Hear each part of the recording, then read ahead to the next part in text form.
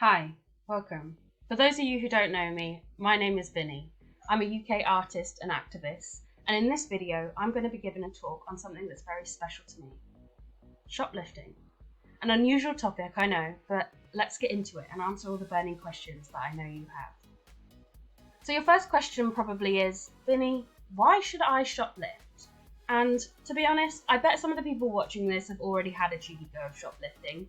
I read in an article recently that 1 in 3 Brits don't scan all their items while at the self-checkout. Not only did I learn that, but I also learned that the most common items stolen from UK supermarkets are toiletries, hygiene products, fresh produce, and baby formula. Those are some pretty essential items, not the champagne and electronics that some of you might be expecting.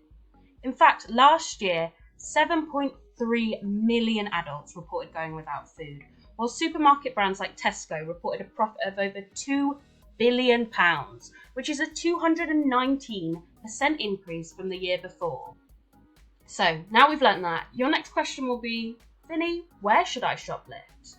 And my advice to you would be, go for the big corporations and not the small businesses.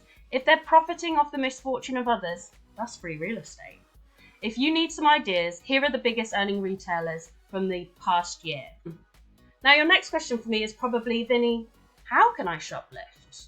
And I'm sure you could all work out the basics. Look for cameras and check for tags and don't steal in front of staff.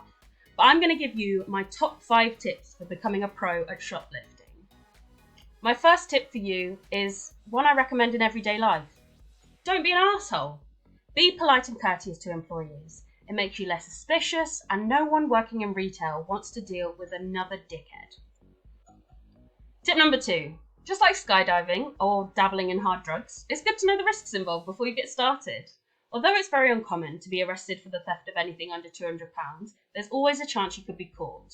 Don't worry though, Merseyside police have started a new programme where they send shoplifters to food banks. If only those food banks weren't already dealing with a record number of households in the UK depending on them, eh? Try and take what you can afford to begin with, in case you're stopped by a job's worth security guard, in which case you can just say, whoops, oh sorry, I'll pay now. Tip number 3, weaponise prejudice. If you're visibly disabled, femme presenting, or just older, these groups are often overlooked and underestimated, so why not use that to your advantage? After all, how could a person with a walking stick be a criminal? My 4th tip is dress your best. Not only because this is a fun day out, but this is another opportunity to utilise preconceived bias. Oh, they look very nice. You're more likely to have the wrong eyes on you if you dress inconspicuously, so wear something nice and bring a big tote bag. My final tip is take for those who can't. Shopping isn't an option for many disabled people because of the inaccessibility of retailers and supermarkets. Also, repercussions are way higher for people of colour, who are up to 7.5 times more likely to be searched on suspicion of theft. So pick up something nice for your friends of colour. Maybe even donate some of your lifted items to a local food bank. Lord knows they need it. Thank you for watching, and I hope I've inspired at least some of you to treat yourself to a 5-finger discount. And remember, if you see someone shoplifting, no you don't.